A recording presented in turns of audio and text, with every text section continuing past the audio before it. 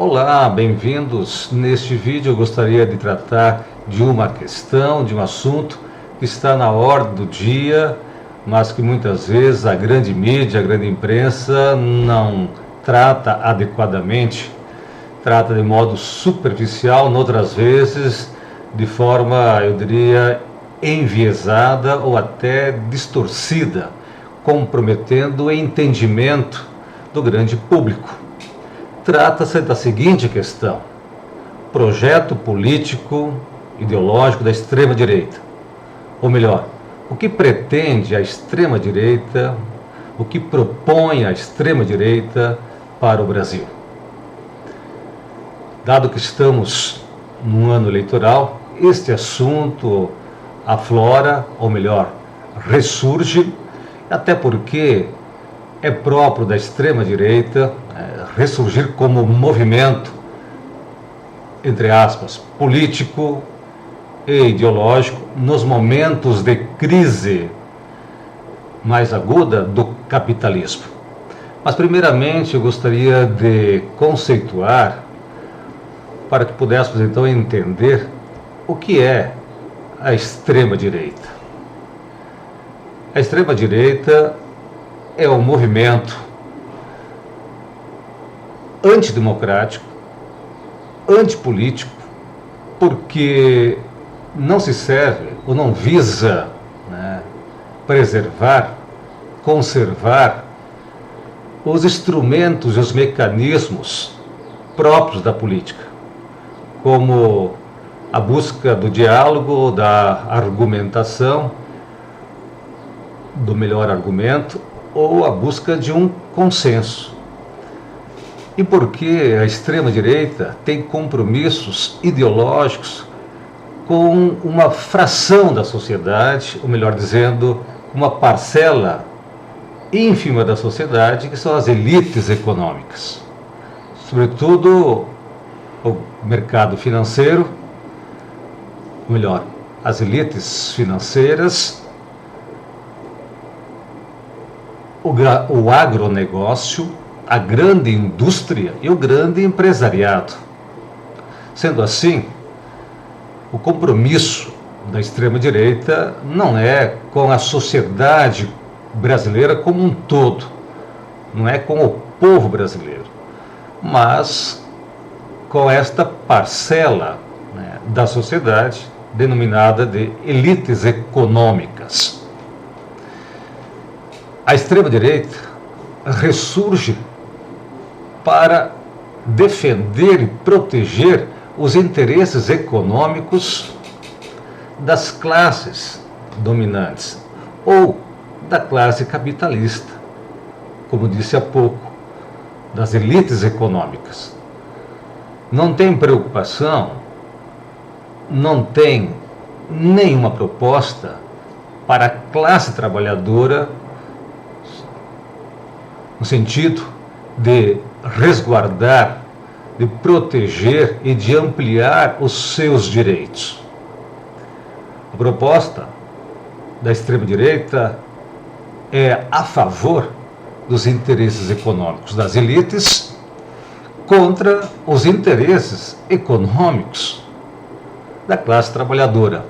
Mas eu gostaria de apresentar aqui os principais pilares de sustentação desta proposta ou desse projeto, entre aspas, político e ideológico da extrema-direita. O primeiro pilar de sustentação deste projeto da extrema-direita ou da ultradireita diz respeito ao neoliberalismo, isto é, a lógica neoliberal, que visa privatizar ou desestatizar o patrimônio público, vender o patrimônio público para a iniciativa privada, favorecendo os interesses econômicos das elites dominantes. O neoliberalismo, ou melhor, as políticas neoliberais, visam reformar o Estado, isto é, reduzir o tamanho e a função do Estado, redefinindo o seu papel perante a sociedade.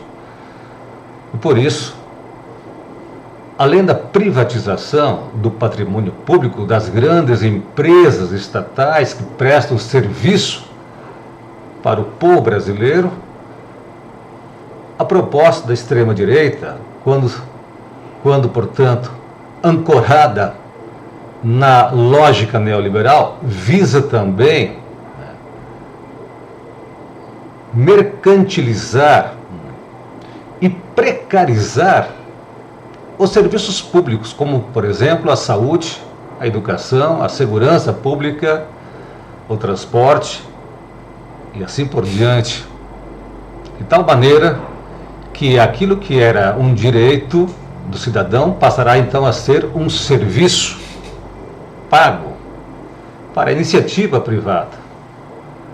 Ou seja, as reformas neoliberais visam favorecer, como disse antes, os interesses econômicos dos capitalistas, dos grandes empresários, do mercado financeiro e também do agronegócio.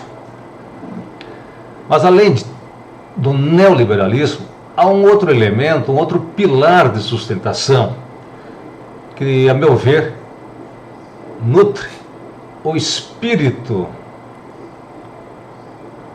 do pensamento da extrema-direita, ou da ideologia da extrema-direita, que é a tentativa de reinstaurar regimes autoritários que flertam com o fascismo ou com o neofascismo, militarizando a política e a segurança pública, de tal modo que todos os movimentos sociais, ou melhor dizendo, toda organização social, todo partido político, toda mobilização social que venha a, entre aspas, ameaçar a ordem social hierárquica deve ser reprimido, quando não, combatido.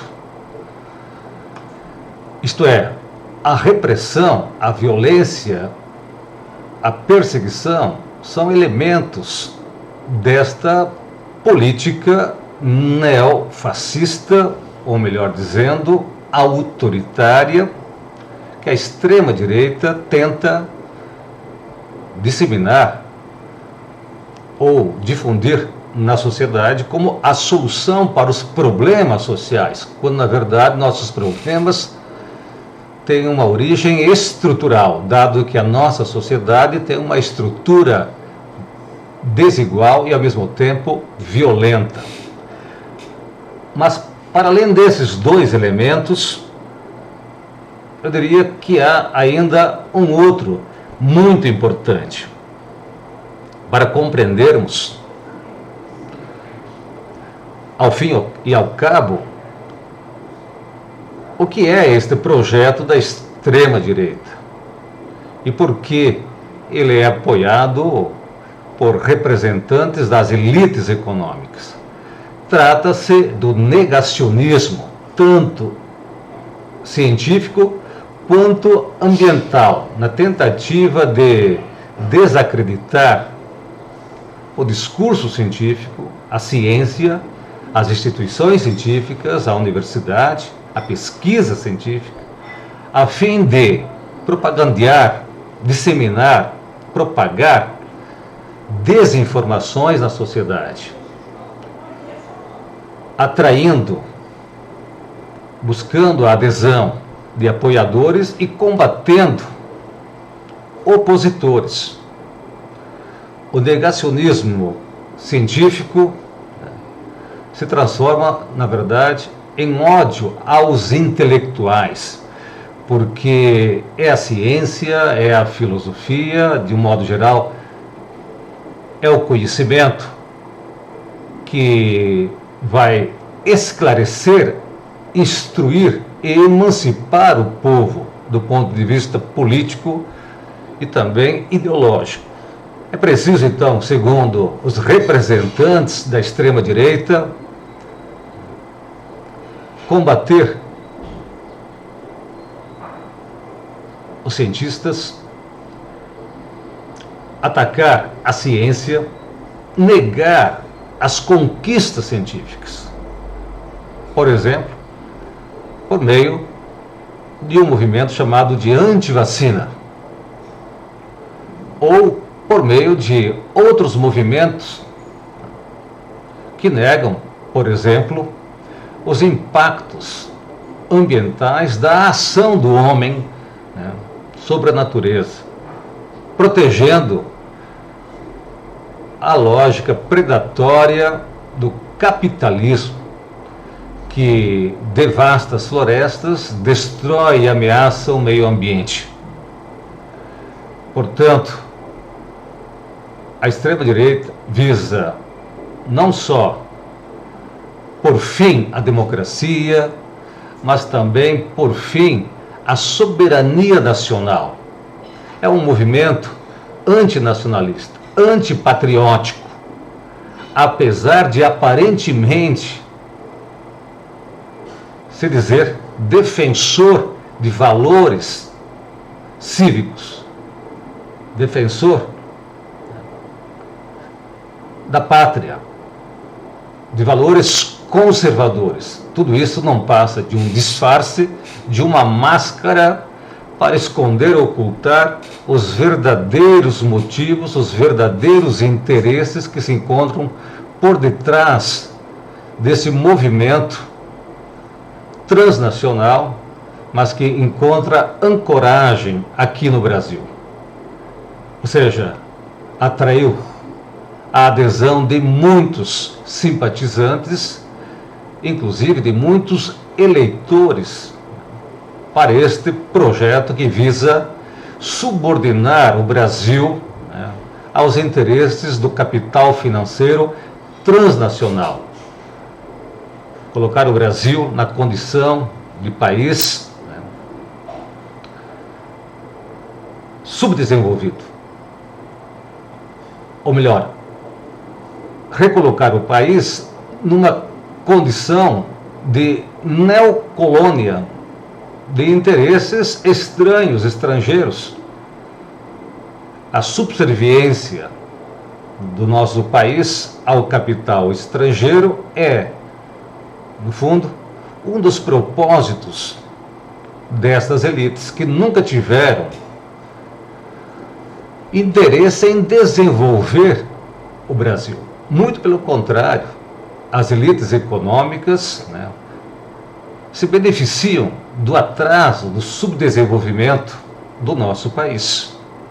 Então é importante que estejamos alertas e que compreendamos, de fato, o alcance político e ideológico desta proposta, deste projeto em curso no Brasil, que é preciso, do ponto de vista das forças progressistas, estancá-lo, ou seja, interrompê-lo, se quisermos desenvolver este país e assegurar a democracia que tanto prezamos, a liberdade, não só de imprensa, a liberdade intelectual, a liberdade política, de associação, de manifestação, de mobilização e de organização popular.